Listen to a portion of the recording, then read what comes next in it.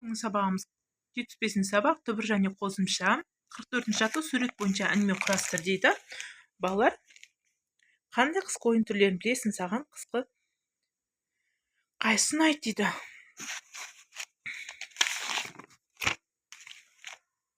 Қысқы спорт түрлерін шайбалы хоккей, фристайл, шорт-трек, тау шаңғысы, биатлон сияқты спорт түрлері жатады. Маған тау шаңғысы қатты ұнайды. Осылай жазсаңыздар болады. 44-ші атту бұл жерде. 45-ші атту тақырыбына қарап, өлеңнің мазмұны болжап айт деді. Шынығу. Кереметін көрем де, таңғалам төленге. Айызда бұлт ағам, шомылады өзенге. Көтерсіп керегін, кейде мен де еремін. Аппақ қармен арқасын ысып беремін. Талай жарап қондым ақ, күлім дейді ол бірақ. Шынық дейді балақай, болмасын бол бірақ. Жазда мен де шынықтым, ағадан көп сұрықтым. Қарамен жазған сөздердің түбірі мен қосымшасын ажырат дейді. Балалар бұл жерде қараңыздар.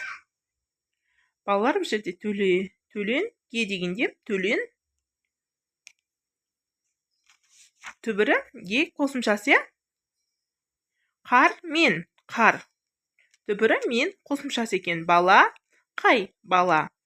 Түбірі қай қосымшасы екен, естіп жазасыздар. 46-ші атту.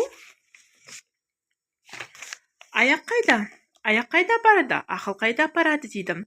Көміктен орнына керекті сөзді қойып өлеңді көшіріп жаз дейді. Керек сөздер ғарышқа, жарысқа дейді. Қараңыздар. Аяқ қайда барасың? Жарысқа. Ақыл қайда барасың? Ғарышқа. Естіп жазады екенсіздер. 47-ші атту.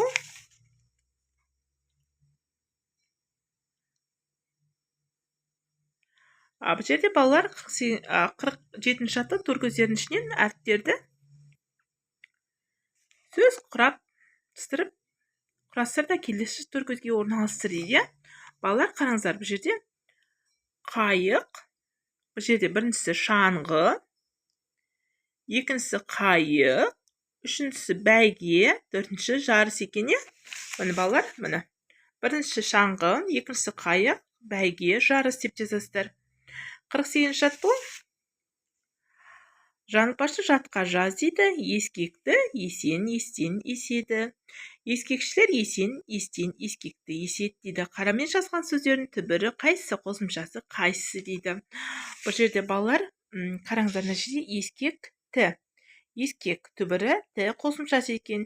Ескек түбірі шілер қосымшасы екен. Балалар, осымен сабағымыз аяқталды. Келесі сағат кездескенше сау болыңыздар.